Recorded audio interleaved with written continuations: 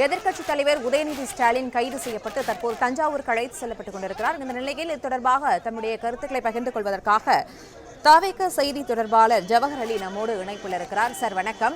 எதிர்க்கட்சித் தலைவர் உதயநிதி ஸ்டாலின் தமது மரபை மீறி பேசியிருக்கிறார் என்ற ஒரு மிகப்பெரிய குற்றச்சாட்டு எழுந்திருக்கும் நிலையில் தற்போது அவருடைய பேச்சுக்காக அவர் கைது செய்யப்பட்டு அழைத்து செல்லப்பட்டிருக்கிறார். அதே சமயம் இது அவசர காலமான ஒரு நடவடிக்கையாக பார்க்கப்படுகிறது. இவ்வளவு அவசரம் தேவையில்லை என சில அரசியல் கட்சி தலைவர்களும் சில கருத்துக்களை முன்வைக்கிறார்கள். உங்களுடைய தரப்பிலிருந்து இந்த கைது நடவடிக்கையை நீங்கள் எப்படி பார்க்கிறீர்கள்? வரம்பின் மீறிய ஆபாசத்திற்கு இந்த ஆபாச பேச்சை பார்த்துட்டு அரசாங்கம் அப்படியே அமைதியா இருக்கணும். தொடர்ந்து இவங்க இப்படியே பேசிக்கிட்டு இருப்பாங்க, எந்த நடவடிக்கை எடுக்கக்கூடாதுன்னா அப்போ மக்களுக்கு இந்த ஆட்சி மீது ஒரு கோபம் வந்துடும். சட்டம் தன் கடமையை செய்திருக்கு மேடம். இவரு துணை முதலமைச்சரா இருந்தவரு, எதிர்கட்சி தலைவரா இருக்கிறாரு. அந்த மாண்பு மரபுக்கு ஏத்த மாதிரி பேசுறாரு. அந்த கண்ணியம் இருக்கா? எப்படிப்பட்ட வார்த்தைகள் பேசுறாரு? அதாவது திமுக அந்த ஜீன்லயே வந்துடுறதுன்னு நினைக்கிறேன்.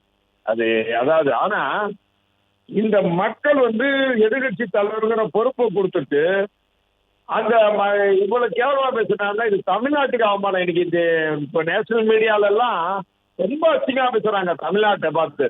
இப்படி எல்லாம் பேசக்கூடிய ஒரு தலைவரா? இந்த தலைவர் எல்லாம் ஒரு மக்கள் வழிநடத்த முடியுமா? இது உண்மையிலே சொல்றேன், ஒரு தமிழ்நாட்டுக்கு ஒரு சாபக்கேடான ஒரு தலைவர் இப்ப உருவாகுறாங்கன்னா இது ஒரு மோசமான சூழ்நிலையை உருவாக்கும். இந்த கதை இது எதுக்கு பண்ணியிருக்காங்க? பெண்களை, ஆண்கள் மனசை வேதனைப்படுத்தக்கூடியவள, மாணவர்கள், குழந்தைகள், இது என்ன மாதிரி விஷயம்? நீங்க எதுக்காடி போனீங்க? எதுக்கு போனீங்க? விவசாயிகள் பிரச்சனை, காவிரி போராட்டம் சொல்லி போனீங்க. உண்மையை பாத்தீங்கன்னா காவிரிக்கு பல்வேறு துரோகங்கள் செய்த கட்சி திமுக. அந்த 1974 அந்த ஒப்பந்தத்தை புதுப்பிச்சிருந்தீங்கன்னா இவ்வளவு பிரச்சனை ஏற்பட்டிருக்காது. 2007 அந்த அரசியலில் நீங்க நடுவர் மன்ற தீர்ப்பை வெளியிட்டு இருந்தீங்கன்னா இவ்வளவு பிரச்சனை வந்திருக்காது. ஆனா ஒரு நாடகத்தை ஆடணும். நாளைக்கு சட்டமன்றம் கூட போது அதுக்காண்டி ஒரு நாடகத்தை ஆடுறதுக்காண்டி நேற்று போராட்டம் நான் அனுப்பிச்சிங்க. சரி, அங்க போய் என்ன பேசணும்? விவசாயிகளை பத்தி பேசணும். அது எப்படிப்பட்ட இடம்? புனிதமா விவசாயிகள் இருக்கிற இடத்துல பத்தி பேசாம நீங்க பெண்களை ஒரு தமிழ்நாட்டினுடைய முதலமைச்சரை கண்ணியக்குறைவாக அவ்வளவு மோசமான வார்த்தை பேசுறீங்க. யாராவது இது உங்க குடும்பத்தில் உள்ளவங்க பேச முடியுமா? இதை ஆதரிச்சு நீங்க ஆர்ப்பாட்டம் பண்றவங்க குடும்பத்தில் உள்ளவங்க இப்படிப்பட்ட வார்த்தையை பேச முடியுமா? என்ன மேடம் இது? இவர்களுக்கெல்லாம் பாடம் கற்பிக்க வேணாமா? யாருதான் அப்படி பண்றது? அப்போ இந்த கலாச்சாரம் உருவாகிட்டே போனா நாளைய சந்ததியினர் அவர்களுக்கு தமிழ்நாட்டு மக்கள் பொறுப்பாக மாட்டாங்களா? இன்னைக்கு திமுக அதிமுக ஆதரவு கொடுக்குறாங்க பேசுறாரு எடப்பாடி.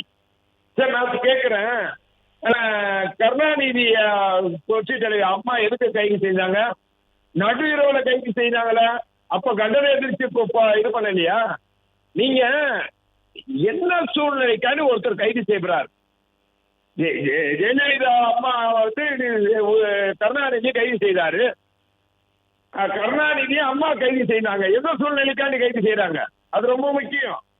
இப்ப கூட பாத்தீங்கன்னா இந்த RS பாரதி என்ன சொல்றாரு? நாங்க தாக்குனா தாங்க மாட்டோம்னு ஒரு பேட்டி கொடுக்குறாரு. இது எப்படி வன்முறையை கட்டவிழ்க்கக்கூடிய விஷயம்? வன்முறையை எல்லாத்துக்கும் நீங்க ஆர்ப்பாட்டம் பண்ணுங்க, நீங்க பிரச்சனை பண்ணுங்க, சட்டம் ஒழுங்கை பாதிக்கிற அளவில் நடந்துங்க. இது சட்டப்படி ஒருத்தரை கைது செய்து காவல்துறை கொண்டு போகும்போது அந்த வேலை தடுக்கிறதுக்கு யாருக்கு உரிமை இருக்க? சட்டப்படி சரியா? அப்போ சட்டத்தை யாரும் மதிக்க மாட்டோம். வேலை தடுப்போம், எது வேணாலும் செய்வோம், எதுக்கும் நாங்க துணிஞ்சு பண்ணுவோம். எங்களுக்கு சட்டம் எல்லாம் முக்கியம் இல்லை, நாங்க பேசுறதா சட்டம்னா அப்ப தமிழ்நாட்டுல அரசு இருக்கணுமா இருக்க வேணாமா? அதனால இந்த சட்டம் இது யாரையும் அச்சுறுத்துறதுக்காக என்ன இவருக்கு சொல்றாரு, நாங்க சட்டமன்றத்துக்கு வருவதற்காக தடுக்கிறோம். நம்ம சட்டமன்றத்துக்கு வந்தா நீங்க ரொம்ப பேசிட போறீங்க, நாளைக்கு வெளிநடப்பு செய்ய போறீங்க, அதுக்கெல்லாம் இல்ல. ஆனால் நீங்க நேற்று பேசுனீங்க, அதுக்கு வழக்கு போடுறாங்க. தஞ்சாவூர்ல உள்ள காவல்துறை கைது செஞ்சு கூட்டு போறாங்க. இதுக்கும் மாநில அரசாங்கத்துக்கு என்ன சம்பந்தம் இருக்கு? அதனால இது சட்டப்படி சரியான நடவடிக்கை. இது எதிர்காலத்துக்கு தேவையான நடவடிக்கை மேடம். பிளே ஸ்டோர் மற்றும் ஆப் ஸ்டோரில் இருந்து பாலிமர் செயலியை QR கோடு மூலம் பதிவிறக்கம் செய்யுங்கள். செய்திகளை உடனுக்குடன் பெறுங்கள்.